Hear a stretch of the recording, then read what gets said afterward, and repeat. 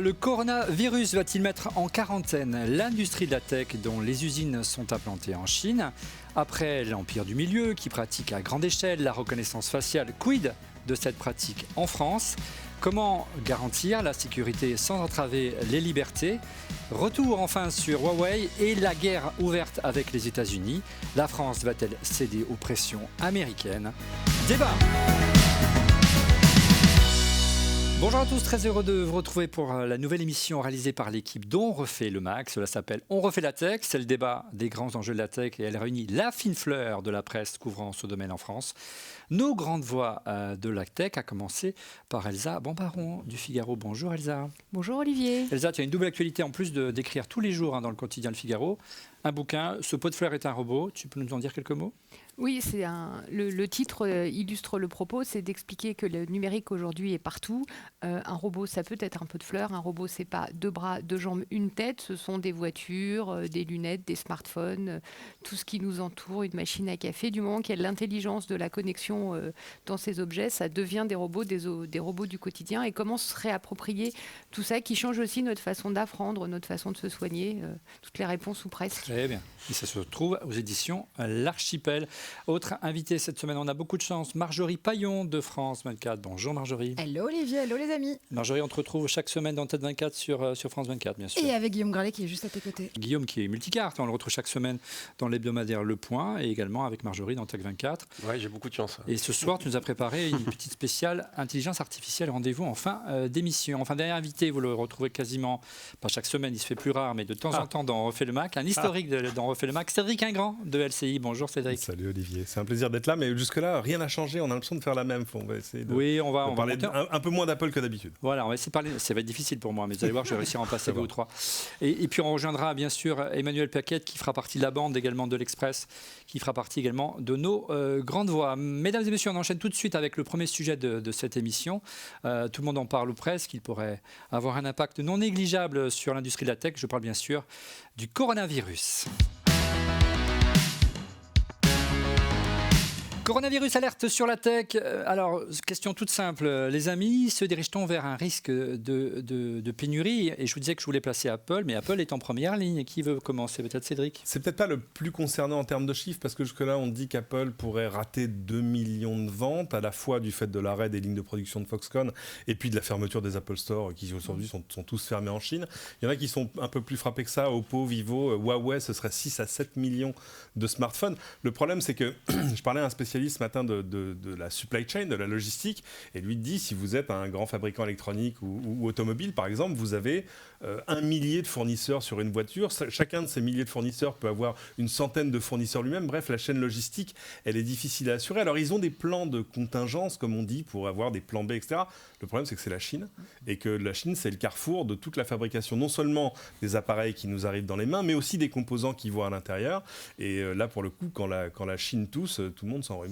Et Apple en particulier, parce que Apple produit presque ses produits en Chine, notamment chez Foxconn et Pegatron, mais ils ne sont pas à Wuhan, qui est l'épicentre du coronavirus. C'est peut-être aussi un moment de se poser la question de savoir pourquoi on est si chino-dépendant en matière de composants. Alors, on s'est déjà posé la question au tout début de la guerre commerciale avec Trump les États-Unis. s'en occupe, oui. Oui, complètement, ce que j'allais te dire.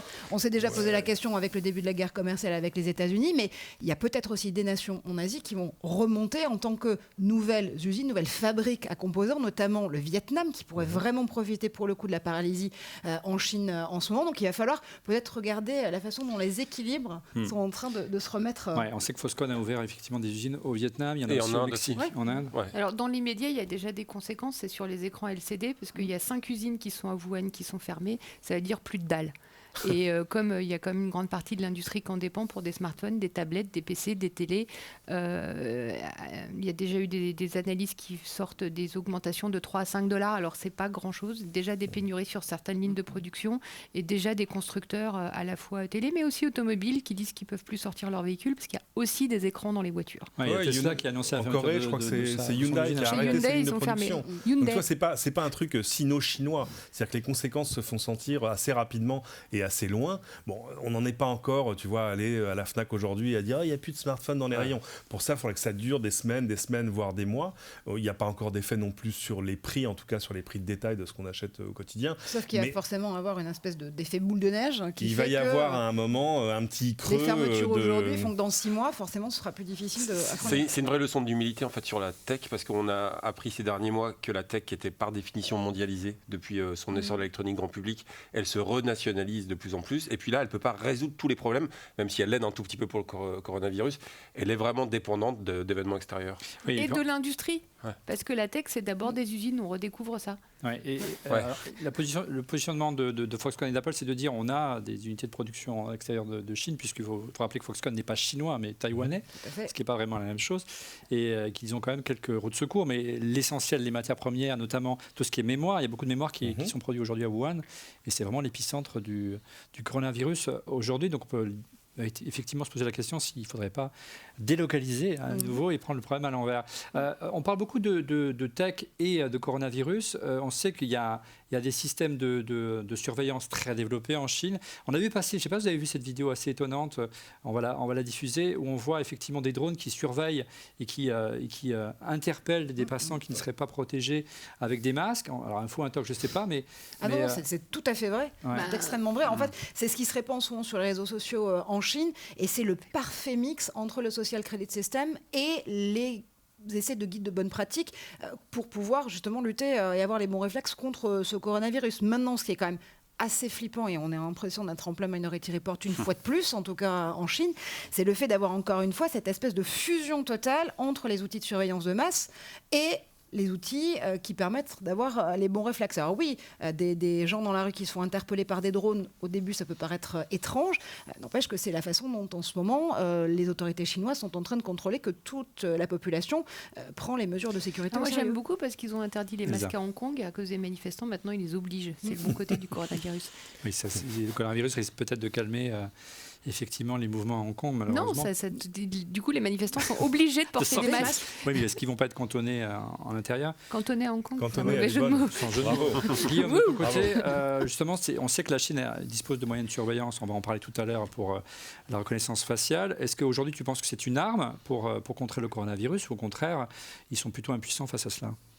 Non, en fait, ils ont fait un véritable effort, je pense. C'est-à-dire qu'ils ont, dès le début de l'existence du virus, ils ont ouvert toutes les connaissances qu'ils avaient aux chercheurs du monde entier. Donc ça, c'est un véritable effort de transparence qui va plutôt dans le bon sens. Mais cette reconnaissance faciale, elle est utilisée en ce moment même, désolé, il y a beaucoup d'actualités qui s'entrechoquent en ce moment, par les Américains. Quand vous allez, par exemple, à l'ambassade des États-Unis, ils font un lobbying énorme en disant on ne reproche pas uniquement à Huawei d'espionner, mais on les reproche de mettre à disposition la reconnaissance faciale aux autorités chinoises. Donc cette reconnaissance faciale, ils en payent déjà aujourd'hui le prix, les Chinois. On en parlera tout à l'heure.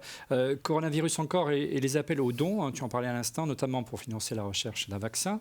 On pense en France à l'Institut Pasteur, qui souhaite récolter 1 million d'euros. On a vu que les GAFAM se sont mobilisés, et on comprend pourquoi, parce qu'ils sont vraiment en première ligne. Puis Jack Ma aussi, par exemple, le patron d'Alibaba. En Chine. Ouais. Les big tech, vraiment, de façon globale, se mobilisent et essaient d'apporter leur pierre à l'édifice, en effet. Mais 1 million d'euros, c'est rien. Enfin, tu vois, c'est peanuts. Par rapport aux impacts économiques tels qu'ils existent déjà aujourd'hui, c'est rien. C'est la virgule du chèque, le million. L'Union européenne va verser 10 millions d'euros pour la recherche.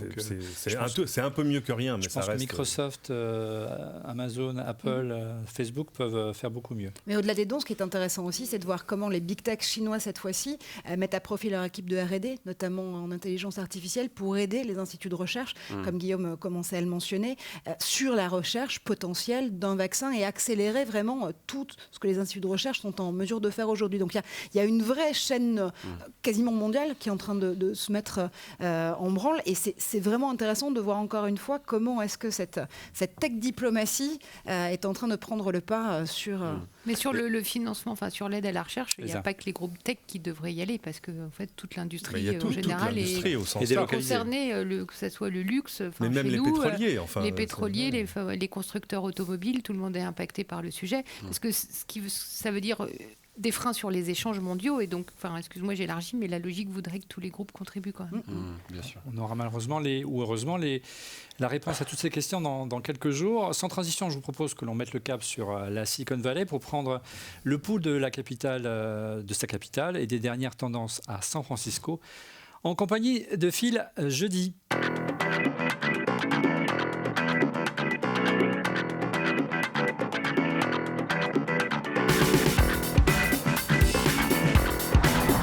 Une première dans les rues de San Francisco pour vous parler de Juul ou de Juul. Je ne sais jamais comment appeler cette entreprise, ces cigarettes électroniques, puisque je ne suis pas client de cette entreprise. Donc, vous voyez ce que je veux dire. Et en tout cas, je ne sais pas si c'est intéressant d'être client, mais en tout cas d'être investisseur, ça c'est sûr qu'en ce moment c'est un petit peu compliqué, puisque les cas de plaintes déposées contre l'entreprise sont de plus en plus nombreux et ça commence à devenir assez inquiétant pour cette start-up qui a eu des joues fantastiques dans les journaux locaux, l'ouverture d'un quartier général, tout un bâtiment, recrutement par dizaines, etc. Et là aujourd'hui, ils se font bloquer dans de plus en plus de villes déjà, et qui interdisent la vente de ce produit. Et je dirais avec les cas individuels qui commencent un petit peu à alourdir les dossiers, je pense que les dépenses de marketing que pouvait avoir l'entreprise vont se transformer en frais juridiques et frais d'avocat d'une façon assez significative, parce que ça commence à faire beaucoup de cas et beaucoup de problèmes à l'entreprise de San Francisco, donc affaire à suivre.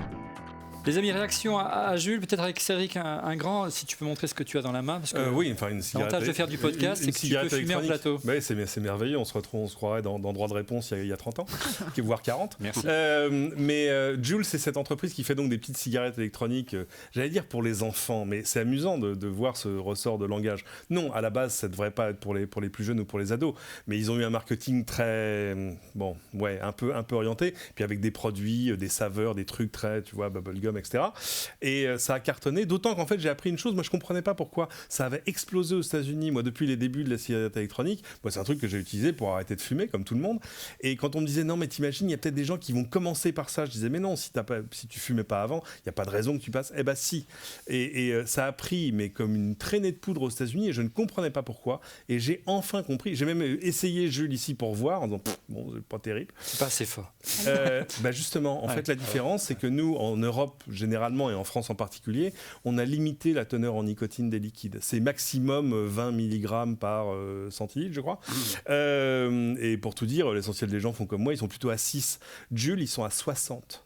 C'est-à-dire, c'est une machine à addiction aux États-Unis. T'as jamais vapoté, fumé rien de ta vie, tu passes à Juul, au bout d'une semaine, t'es accro, mais comme si c'était du crack, quoi. Donc, tu vois des écoles, il y a un docu que je vous recommande qui est sur Netflix, où tu vois des écoles, des collèges entiers, où ils sont tous accros. Enfin, c'est un truc de fou. Et évidemment, il fallait à un moment, siffler un peu la fin de la récré, même si c'est pas fini. Il y a personne parmi les investisseurs, vous qui fréquentez souvent la Silicon Valley, qui a tiré la sonnette d'alarme en disant, mais attendez, il y a... Si t'es investisseur, et que tu investis dans le Juul, c'est pas au nom de la sécurité sanitaire des jeunes générations. Je pense que les investisseurs, quand ils ont un petit souci avec ce genre d'entreprise, ont tendance à essayer de passer sous le tapis et le problème est de dire de pas... Ceux qui sont dans le capital de l'entreprise, à surtout pas le dire. Et puis il y a aussi une solidarité de caste. On dénonce pas les petits camarades, on va pas dire pouce et mal le fond d'en face parce que personne est complètement clean dans l'histoire. Tu as toujours le risque d'avoir investi dans une société qui finalement va s'avérer beaucoup moins vertueuse que ce qui était imaginé au début. Donc ils se dénoncent pas les uns les autres. D'autant qu'en plus, les gens ont commencé à s'affoler quand il y a eu des morts il y a quelques mois, mais c'était pas de Juul les morts, c'était des gens qui vapotaient de l'huile avec du THC dans des trucs pas adaptés, ou alors des liquides dans lesquels on avait ajouté de la vitamine D, tous ces trucs qui n'existent pas chez nous, et où de fait il y a eu des gens qui sont absolument détruits les poumons avec ça, mais le Juul n'était pas en cause, mais tout à coup ça a remis sur le tapis le vapotage des jeunes, etc., etc. Donc les Américains ont légiféré en interdisant l'essentiel des arômes. Il ne reste plus que, je crois, tabac et menthol. Sauf, et ça y est, les jeunes ont déjà trouvé, les ados, ils trouvent vite la parade, ils trouvent vite le truc, le contournement du problème. Ça ne marche que pour les choses rechargeables et pas pour les cigarettes jetables. Donc il y a une marque de cigarettes jetables qui est en train d'exploser aux États-Unis parce que tout à coup, des collèges entiers sont en train de passer à ça. Bref, mais par contre, tant qu'ils limiteront pas la quantité de nicotine, ils feront une génération d'accros. Vaut-il mieux qu'ils soient accros à ça plutôt qu'à la cigarette ? Oui. Mais pour autant, ça n'en fait pas une très bonne idée. Il ne faut juste pas oublier qu'il y a quand même des grandes corporates derrière qui regardent très attentivement ce qui est en train de se passer sur ce marché, notamment Philip Morris ou d'autres grandes sociétés de tabac, qui savent très bien qu'elles en ont fini avec le business model de la cigarette. Oui, complètement. Mais elles savent très bien qu'elles en ont fini avec le business model de la cigarette toute bête dans un bureau de tabac, qui cherchent des solutions, ça s'appelle IQOS chez certains, ça peut s'appeler d'autres façons chez d'autres, mais qui du coup, encore une fois, regardent très attentivement ce que font les startups ou plus que startups sur ce marché-là, parce qu'à un moment donné, il va quand même falloir être rentable. Et puis qu'ils les rachètent. Oui. 3 des 4 produits pour vapoteurs les plus vendus aux États-Unis appartiennent déjà aux majors du tabac. Guillaume, ce qui peut être intéressant, c'est d'interroger une personne comme Michel Desmurgier, qui s'intéressait à un moment à l'addiction à la télé. Très récemment, l'addiction aux écrans pour les plus jeunes. Alors, c'est un neuroscientifique. Il y aura peut-être un point de vue physiologique ici, mais je pense que sur l'addiction des plus jeunes, son bouquin « La fabrique du crétin digital » est vraiment super pertinent. Allez, après le coronavirus, après la cigarette électronique, nous allons nous intéresser à une autre innovation technologique qui fait débat. Je veux parler bien sûr de la reconnaissance faciale. Reconnaissance faciale, quid de la France ? Faut-il, mesdames et messieurs, un moratoire sur la reconnaissance faciale ? Faut-il l'interdire ? C'est un sujet assez délicat. On sait qu'il y a déjà eu des tests qui ont lieu l'année dernière, en février, notamment à l'occasion du Carnaval de Nice. Les rapports également sont en première ligne sur ce dossier. On sait que il y a des livres blancs qui sont en préparation en France et en Europe. Et l'Europe a pris les devants, je crois, Elsa, je ne veux pas dire de bêtises. C'est la France, surtout là, avec la CNIL, qui est beaucoup plus claire dans ses positions en interdisant en voulant justement interdire la reconnaissance faciale, les croisements de fichiers. On a quand même une législation qui a complexifié les phases de test, déjà, la CNIL. Voilà, donc par exemple, dans les lycées, il y a eu des rappels à l'ordre, comme quoi il est interdit de faire de la reconnaissance faciale sur des accès à des établissements scolaires. Il veut qu'il y ait une loi, en clair. Voilà. Et donc, en France, on travaille une loi et cette loi sera légiférée par rapport à un livre blanc qui est en préparation. Il y a une loi, mais il y a surtout déjà des essais très concrets avec Alicem, par exemple, qui est le système de reconnaissance faciale qui va nous permettre, pour chaque citoyen français, d'accéder aux services publics en une seule reconnaissance de visage, si j'ose dire, sur lequel la CNIL dit « Attendez, on ne vous a jamais donné le go, donc vous ne déployez pas Alicem comme ça, sorti de nulle part, au mois de décembre 2019 ou au mois de janvier 2020. On va attendre déjà d'être sûr que tout soit absolument safe pour les utilisateurs. » Alors l'Europe, évidemment, se pose la question. On a eu, oui dire, d'un essai de moratoire pour les 5 prochaines années qui finalement ne serait pas forcément de 5 ans, mais on ne sait pas très bien. Ce qu'il faut vraiment se dire là, c'est que cette commission, notamment Thierry Breton, joue en gros le positionnement de la façon dont ils vont pouvoir réguler sur les 5 prochaines années. Donc, l'idée, c'est de se dire, OK, on est quand même... Breton, qui est le commissaire européen qui est en charge notamment des questions... Au marché de l'intérieur. Oui, absolument. Mais donc, du coup, l'idée, c'est de se dire, OK, on va prendre ces questions de technologie à bras-le-corps. Pour une fois, on a quand même un Thierry Breton qui n'est pas non plus totalement idiot sur la question parce que, en tant qu'ancien responsable de Bercy et surtout Atos, c'est exactement de quoi il parle. Donc, pour une fois, c'est quand même une grande chance. Ceci dit, la vraie question, c'est de se dire... est-ce qu'on va mettre fin à la vieille ancienne de se dire que le temps de la régulation n'est pas celui de l'innovation et inversement ? Donc c'est une commission qui certes veut aller dans le sens de l'innovation, mais en même temps ne peut pas ne pas faire son métier, qui s'appelle réguler. L'objectif serait de fixer un délai de 3 à 5 ans avant la mise en place de cette nouvelle technologie. Ce temps serait nécessaire pour éviter... toutes les dérives possibles et à utiliser au mieux le nouvel outil. Ça, c'est aussi la disposition qui on se tourne vers ça en France également. Un organe de régulation, en clair. Sur l'Europe, il y a un rapport qui est attendu le 19 février, je crois en tout cas à la mi-février, qui doit fixer un cadre éthique à l'utilisation de l'intelligence artificielle qu'on attend. On attend pour la reconnaissance faciale et pour l'utilisation des deepfakes également. Si je peux rajouter, moi je trouve que c'est extrêmement risqué pour l'Europe de légiférer et de trop freiner parce que pendant ce temps, il y a des gens qui ne légifèrent pas et qui avancent. Et on sait que les avancées en termes de reconnaissance faciale et de maîtrise des intelligences artificielles, ça se base sur l'exploitation du plus grand nombre de données possibles à disposition des entreprises. Or, qui a le plus grand nombre de données possibles à l'exposition des entreprises? Je vous donne 2000, les Chinois. Et voilà. Et donc, pendant ce temps, eux, ils avancent avec des moyens en R&D qui sont à peu près 100 fois supérieurs en valeur absolue aux nôtres. Alors non seulement ils ont les moyens financiers, mais en plus ils ont les bases de données qui sont le pétrole, l'or, ce que tu veux, de la tech aujourd'hui. Donc nous, si on dit hop, surtout ne pas scanner un visage, c'est mal. Dans 4 ans, on se fera scanner par des Chinois, on ne saura même pas comment ça marche. Donc c'est hyper risqué. On a bien conscience qu'il a cité, c'est quand même trouver un équilibre. On sait qu'un dispositif, il peut faire peur, mais il peut se montrer aussi très efficace. Pour les services des forces de l'ordre intérieures, il peut y avoir des dérives évidemment, mais ça dépend parce qu'en fait on met dans le même panier, celui de la reconnaissance faciale, des choses qui n'ont rien à voir. C'est-à-dire exemple, un enfant perdu, quelqu'un qui souffre d'Alzheimer et qu'on recherche. Je te prends 2 exemples. Permettrait de le retrouver très facilement. Olivier Frégard, laissez-moi terminer. Mon entreprise me demande de scanner mon visage pour faire du contrôle d'accès à l'entrée. C'est-à-dire je me positionne devant la caméra, on me dit c'est bien, c'est toi, rentre. Ça, moi j'ai pas de souci avec ça, surtout si par exemple les données biométriques sont ce que sont stockées sur mon badge d'accès. À l'ISEM, c'était un peu ça. C'est-à-dire, on va juste comparer dans l'application votre visage à la photo qu'on a déjà de vous au travers de votre pièce d'identité. Moi, si ça ne va pas plus loin que ça ne me gêne pas. Après, et c'est ça par exemple que San Francisco a interdit, l'utilisation de la reconnaissance faciale à grande échelle dans le domaine public, c'est tout autre chose. C'est-à-dire la caméra posée sur le feu rouge qui va dire 1-1-1, Elsa Bambaron, tu traverses hors des clous.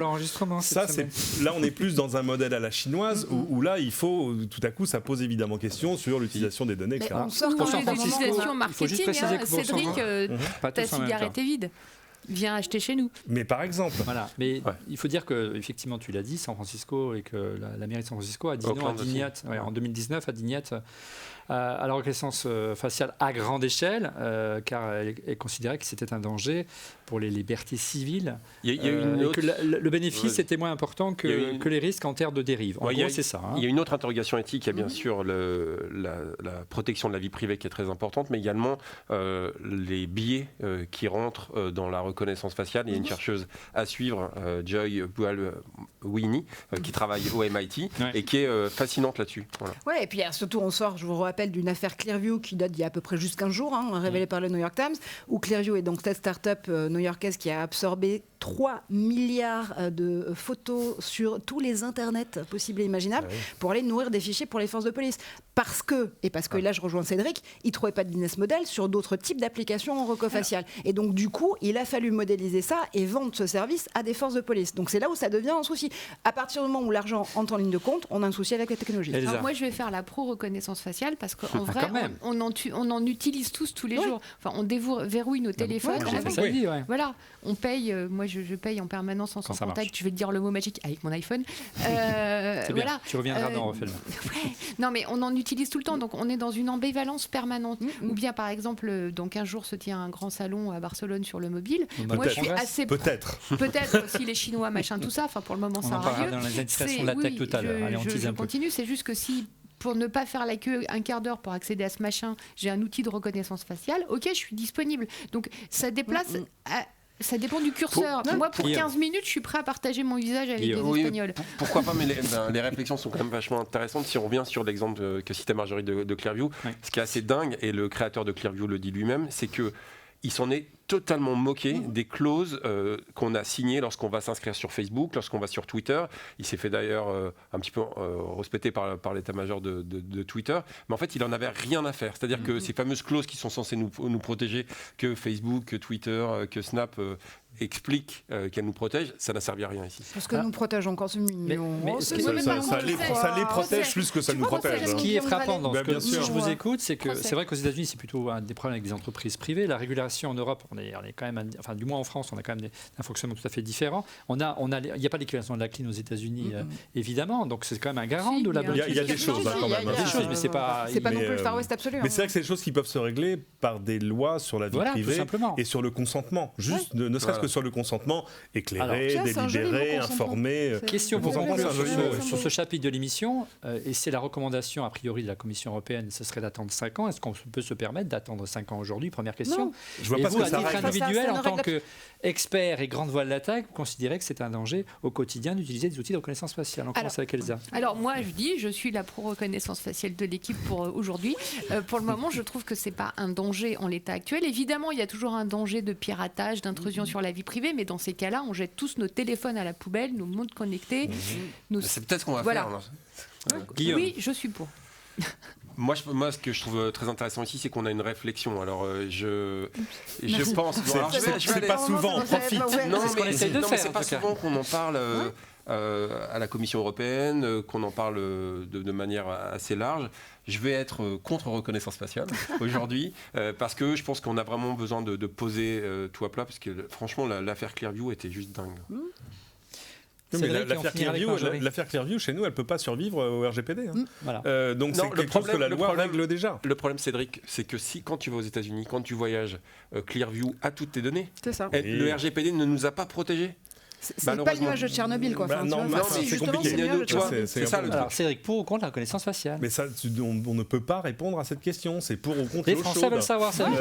Tu vois, l'eau chaude, Répondez. c'est chouette pour se faire du thé, mais attention, ça brûle. Enfin, c'est juste une question d'usage et de limitation dans les usages. Et ça, c'est des choses que tu gères par la loi. Je vois pas ce qu'un moratoire de Les 5 5 ans ans, oui, non. va régler. À part nous faire À prendre du part te retard. donner le ouais. temps de la réflexion, Ah, de la discussion. Mais 5 ans en trop. temps technologique, c'est Alors, le bout du monde. je vais jouer C'est au le naïf bout du monde. jusqu'au bout. Il faudrait. La technologie, c'est en année chien, c'est 7 ans. Donc C'est ça, voilà. 35 ans, c'est terrible. Mais où sont ces organismes qui devraient s'occuper de ça au niveau mondial?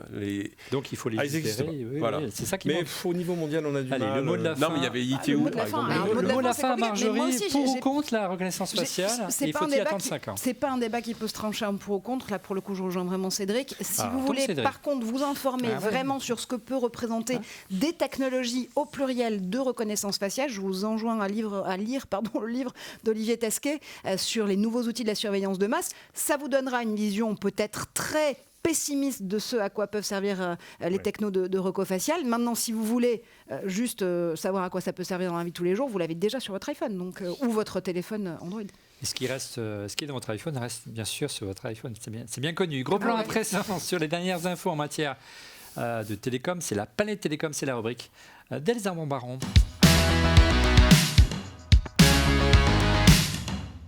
La veille télécom avec Elsa Montbaron, nous allons parler de 5G cette semaine. Oui, difficile de parler de télécom sans parler de 5G. Or, qui dit 5G dit Huawei. Et en ce moment, dit opérateurs télécoms français, qui sont d'une espèce de panade incroyable parce qu'ils se posent la question de savoir est-ce qu'on peut utiliser Huawei ou pas. On va en parler Pour longuement les tout à réseaux l'heure. 5G. Et il y en a un qui a pris une décision claire, nette et précise. Orange qui a dit on va faire nos premiers réseaux 5G avec Nokia et Ericsson qui sont leurs fournisseurs historiques. Historique, pardon. Hystérique aussi, par moment. Hystérique. Regardez, on la garde. celle-là, Historique, elle est c'est pas mal. bon. Ils étaient hystériques à l'idée Aussi, qu'ils prennent du Huawei, oui, ça c'est sûr. Et accessoirement, ils sont européens, il faut quand même Free a préciser. déjà dit qu'ils allaient garder Nokia, qui pour des raisons pour des raisons politiques, pardon, Ouais. et leur équipementier, puisqu'ils avaient dealé au début licence contre achat de produits à l'époque français, puisque c'était Alcatel qui ensuite s'est fait racheter par Nokia. Donc on reste dans la continuité. Donc c'est une apparence de Orange détenu à 26% par l'État, joue les bons élèves et ne prend pas de Huawei. Et en fait, c'est une espèce de truc à deux cliquets, c'est-à-dire qu'on est bons élèves sur la première génération de 5G, alors c'est un peu technique, qui s'appuie sur les équipements 2G, 3G, 4G, mais quand on fera de la vraie 5G, qui se dit standalone, ils pourront y aller en Huawei. Pour le moment, il n'y a pas de contre-indication. Donc, C'est ça on que est je comprenais. sage. Et accessoirement, 2023, c'est ça. Et c'est accessoirement, mal minute, les enfants, là. à mon avis, Huawei a eu une énorme utilité pour eux. C'est que tout à coup, c'est quand même un jeton de négociation intéressant à mettre sur la table quand tu vas parler à Nokia et Ericsson. C'est Tu clair. n'arrives pas pieds et poings liés en disant je signerai le contrat que vous me donnerez. Allez, je vous propose que l'on reste sur le thème des télécoms et que l'on revienne sur le cas de Huawei qui est interdit aux États-Unis. La France va-t-elle céder aux pressions américaines? On en parle dans le prochain chapitre. Alors la France doit-elle interdire Huawei? Tu l'as dit à l'instant, Elsa, on sait qu'Orange s'est déjà positionné, la pression américaine est forte, le géant chinois numéro 1 mondial, il faut le rappeler, équipementier télécom, notamment dans la 5G, est accusé d'espionnage par l'administration de Trump. Il n'y a toujours pas de preuves sur ces... non, il est accusé d'avoir les moyens technologiques d'éventuellement, si on lui demande, de pouvoir espionner. C'est quand même subtil. Alors certains pays, certains partenaires comme les États-Unis ont déjà craqué sous la pression américaine. On pense au Japon, on pense à l'Australie, à la Nouvelle-Zélande, et qui ont déjà écarté le géant chinois pour la 5G. Mais d'autres pays plutôt européens, du moins en apparence, je pense à l'Allemagne du moins et la Grande-Bretagne surtout, ont refusé de céder à la pression. Alors concrètement, que fait le gouvernement français? Est-ce que vous avez des infos? Il a légiféré. Faut pas. Il y a une loi qui s'appelle comme on veut. Alors hier c'était la loi Legendre, la loi Botorel ou bien la loi Huawei. Alors, le gouvernement veut surtout pas qu'on l'appelle la loi Huawei. Il joue plutôt la montre, non quand même. Non, qui joue pas la montre, qui déplace le problème. C'est-à-dire que le gouvernement français ne veut surtout pas dire on interdit Huawei parce qu'en gros on veut continuer à vendre des sacs à main de luxe aux Chinois. Donc on n'interdit pas Huawei. Mais en France on fait pas des lois ad hominem. Non. En plus, c'est interdit. Souvenez-vous de la loi Google, on disait non, c'est pas du tout la loi Google. Donc l'idée, c'est de dire les équipementiers vont être obligés de soumettre à l'Agence de sécurité de l'État, les opérateurs télécoms, tous les appareils, tous les équipements qu'ils ont choisis pour leur réseau. On ne parle pas de téléphone, là, on parle vraiment des machins que vous voyez dans la rue, les antennes, les pylônes, et puis ce qui se passe aussi un petit peu sous terre, pour faire fonctionner tout ça. Donc soumettre à l'Agence nationale de sécurité les équipements et les logiciels pour avoir un feu vert. Donc ça veut dire une étude de 2 mois. Alors là où je dis que ça déplace le problème, c'est Huawei, 80 000 chercheurs en R&D, Annecy, ils sont 20. Donc, en fait, ce qu'il faut regarder, je pense, c'est la toute dernière décision de la déclaration de Thierry Breton et la position de la Commission européenne qui s'est appuyée vraiment sur l'expertise des États membres et qui a promis une boîte à outils. Cette boîte à outils, elle protège notamment les zones critiques ou les zones stratégiques pour l'État. Ceci dit, elle laisse totale liberté, tu as raison Elsa, aux États membres, et la France a décidé de s'appuyer sur l'ANSSI qui dépend du Premier ministre. On va avoir les premières réponses de l'ANSSI avant la fin février. Ou pas, je vous rappelle le mécanisme. Non, ils ont dit qu'ils répondraient à mi-février. Parce que dans la loi, a priori, on disait, vous demandez à l'ANSSI, si l'ANSSI ne répond pas, ça veut dire non. Ça veut dire le moyen de dire non sans rien dire, ce qui est quand même... Qui ne dit mot consent. Voilà. Non, c'est qui ne dit mot, dit non. Voilà. Donc c'est pour ça que c'est quand même intéressant. Pratique. En attendant, l'Union européenne n'a pas fermé la porte à Nokia. À Huawei. Ils peuvent fermer la porte à personne. C'est quand même c'est Huawei en l'occurrence. Mais pour paraphraser l'Union européenne, mais elle demande à ce que au sein du vieux continent, on respecte des règles claires. Il faut renforcer les équipements et les pratiques d'approvisionnement des opérateurs. Il y a un opérateur là, dans la quête qu'on a sortie dans le point, nous a dit ça. Il a dit mais regardez ce qui se passe en Belgique, puisqu'on parle beaucoup de la Commission européenne. En Belgique, c'est très très simple. Ils ont du Huawei. Notamment Orange, opérateur en Belgique, a du Huawei. Et donc, c'est-à-dire que tous ces gentils commissaires européens, présidents, ministres, etc., quand ils se retrouvent à Bruxelles, utilisent des réseaux Huawei. Alors moi, hier, j'étais avec Agnès Pannier-Runacher qui m'a dit non, mais Elsa, vous inquiétez pas, j'ai un téléphone Samsung avec un système de crypto français. Quand je passe mes communications en Belgique, évidemment, tout est crypté. Oui, mais bien sûr. Nous voilà rassurés. Mais c'est la double inconstance du truc, c'est-à-dire que s'il y avait un danger réel, d'abord, il faudrait commencer d'urgence par démanteler les cœurs de réseau 4G où Huawei est déjà présent. Si on était face à un vrai... Je ne parle pas de la France. Mais en Belgique, c'est faire, ils y sont équipés en Huawei déjà. Non, mais pas en cœur de réseau. Mais pas encore de réseau. Pas encore de réseau, mais il y a quand même du Huawei. Et ça pose un problème et deuxième chose, ça pose la question de déployer la 5G. Mais on s'en fout. Non, mais tout ça est un théâtre de marionnettes. Tout ça est un théâtre de marionnettes. On attend toujours qu'on nous montre quelque chose que Huawei fait apparaître chinois. Parce que c'est ça qu'on leur reproche, c'est d'être chinois, d'être très gros et d'être chinois. Ce qui est logique dans la guerre commerciale qui et oppose la Chine aux États-Unis. Et les États-Unis mettent en argument, on ne comprend rien à l'actionnariat de Huawei, c'est 1% qui est détenu par Heng Zhengfei, le fondateur, 99% aux mains des salariés. Dans une grande tour transparente sont détenues les actions physiques et en fait, plus c'est transparent, plus c'est opaque. Et en fait, Huawei est aux mains du Parti communiste chinois. Alors quand même, l'insulte, t'es communiste. Pour un Américain, on n'est plus sous McCarthy, mais presque. Ça reste quand même super violent. Mais est-ce que, in fine, pour vraiment faire une caricature, est-ce que les Américains n'ont pas peur que les Chinois fassent ce qu'ils font déjà aujourd'hui avec un Cisco ou d'autres? Après tout, on sait déjà que les grandes oreilles travaillent déjà pour l'économie américaine. Je pense très rapidement c'est un peu plus compliqué que ça. Que sur la 5G, il y a le risque d'espionnage qui est vachement mis en avant aujourd'hui, mais il y a surtout le risque, enfin en tout cas la menace du shutdown, c'est-à-dire qu'on explique qu'avec cette norme qui est vraiment différente des normes précédentes, on va pouvoir éteindre ou fermer des zones géographiques ou le fonctionnement des hôpitaux, par exemple. On ne parle pas uniquement de télécom quand on parle de 5G aujourd'hui. On parle de piloter des réseaux qui sont des réseaux de transport, des réseaux d'électricité, Voiture d'énergie, autonome, la voiture autonome, les trains, les hôpitaux entiers, des usines qui fonctionneront avec des transmissions en 5G. Donc on parle vraiment de l'intégralité de l'économie. C'est là où est la différence. Alors le risque de shutdown, moi ce que m'expliquent les opérateurs, c'est qu'à partir du moment où on est multi-équipement et que tous les opérateurs ne sont pas passés sous Huawei dans un pays. En France, on en a 4, quand même, c'est pas mal. Et on n'aura jamais 100% du réseau Huawei. Donc le shutdown, il est techniquement impossible parce qu'il ne tient que si tu as 100% de ton réseau Huawei d'un pays. Et à part l'Éthiopie qui reste monopolistique, il n'y a plus beaucoup de pays qui ont un seul fournisseur. Accessoirement, les opérateurs sont livides parce que quand même dans tout ça, on les prend pour des boy scouts. On leur dit, ah bon, donc vous recevez des matériels, vous les mettez sur le réseau et après vous dites, Inch'Allah, j'espère que ça va marcher. Ça ne fonctionne pas comme ça. Eux disent, attendez, nous, quand on achète des matériels de réseau, ce n'est pas des boîtes noires pour nous. On les teste, on a des centaines, voire des milliers d'ingénieurs spécialisés en sécurité qui testent, on sait ce qui rentre et ce qui sort de notre réseau. Enfin, quand une mise à jour se fait, ce n'est pas comme tes applications qui se mettent à jour la nuit par ton Wi-Fi pendant que tu dors. Tu vois ce que je veux dire ? Il y a quand même des tests de sécurité qui sont faits dessus. Donc c'est un côté infantilisant pour les opérateurs. Il y a une guerre économique qui est réelle. Est-ce qu'il y a... C'était ma question tout à l'heure, il y a une volonté aussi de protéger pour les Américains les intérêts des États-Unis. Mais lesquels ? Ils n'ont pas d'équipementier. Alors, ils n'ont pas d'équipementier, mais justement, ça peut être le deuxième équipementier. Enfin, ils n'ont pas d'équipementier en Europe, par contre, radio, parce qu'ils ont des équipementiers cœur de réseau. Donc, Cisco est directement concurrent de Huawei dans les cœurs de réseau. Ça, il ne faut quand même pas l'oublier. Il y a Juniper qui essaye aussi de faire son truc.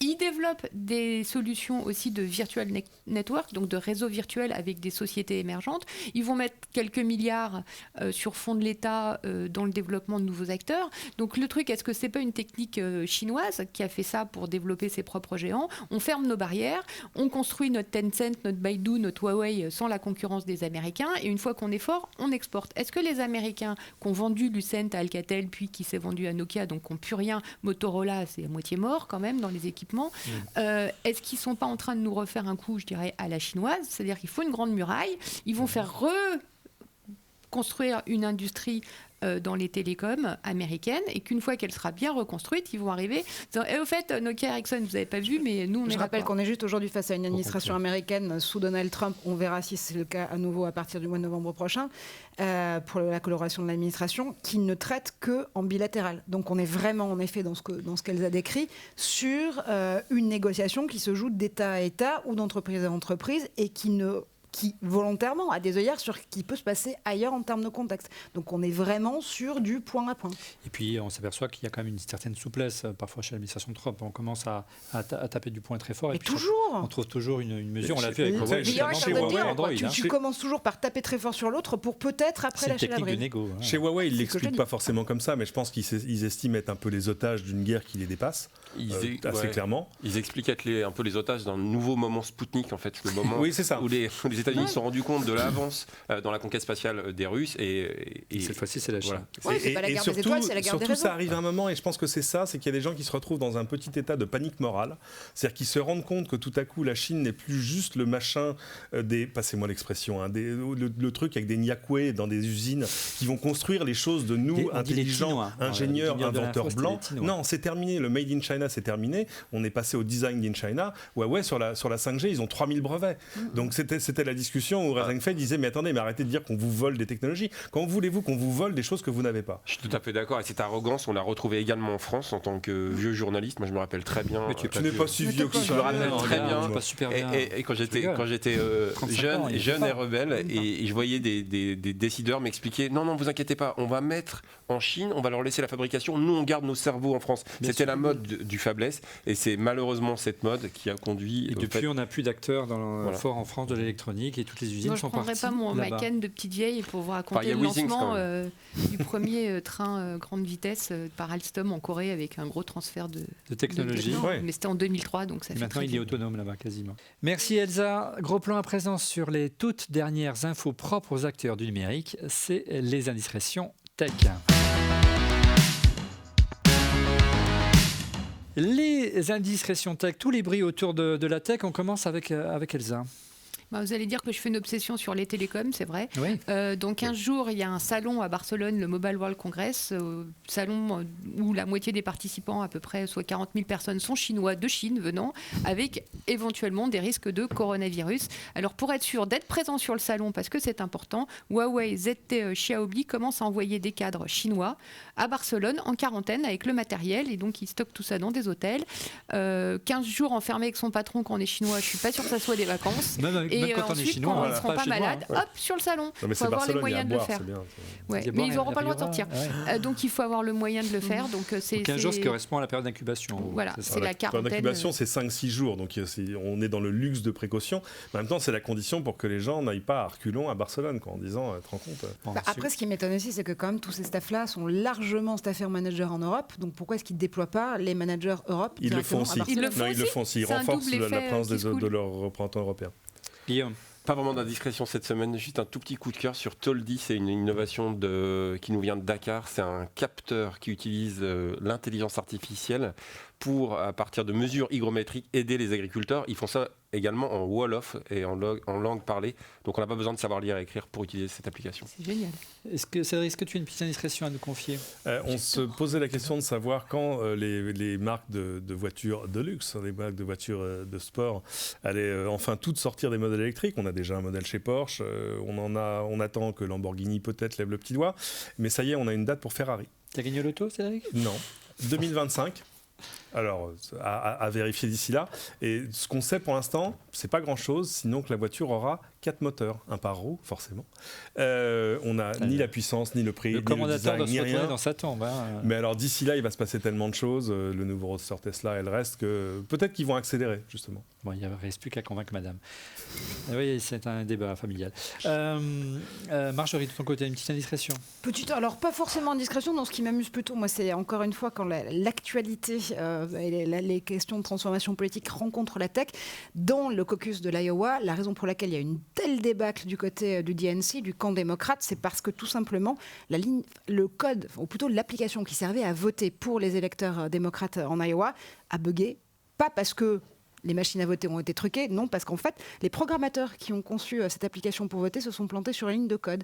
Comme quoi... Ils n'avaient pas bêta-testé avant. Bah, surtout, ils n'ont pas testé. Ils ont pas testé à l'échelle. Ils n'ont pas testé à l'échelle et du coup, 100 fois sur le tapis remettre son ouvrage ou sur le métier, cette fois-ci c'est 100 fois sur la ligne de code. Essayer de Ils ont fait ce que les remettre opérateurs ne feront pas, ils ont lancé sans tester. Voilà. Il y a une application qui s'appelait Plan comme ça à une époque. Oui, c'est vrai, C'est c'est du côté d'Apple, ouais, mais j'avais ce genre de souvenirs, j'essaie de les évacuer le plus c'est une rapidement mémoire possible. sélective, c'est Oui, terrible. bien sûr, c'est bien connu. Allez, Guillaume, toi, ta spécialité, ton dada, ta passion, c'est l'intelligence artificielle. On en parle tout de suite. Tu as carte blanche pour 1 minute. IA. Allez, Guillaume, quel est ton sujet de ta minute IA cette semaine? Alors je vous propose un petit voyage dans le temps, de nous replonger dans l'année 1895. 1895, c'est l'année où les frères Lumière ont sorti le film L'arrivée d'un train en gare de la Ciotat. Il y a une entreprise qui a utilisé les réseaux neuronaux, et notamment les réseaux neuronaux adversariaux, pour faire revivre cette vidéo. On est en haute définition, on est en 4K, c'est assez fabuleux. C'est encore plus impressionnant que les deepfakes. Merci Guillaume et bravo, moins d'1 minute.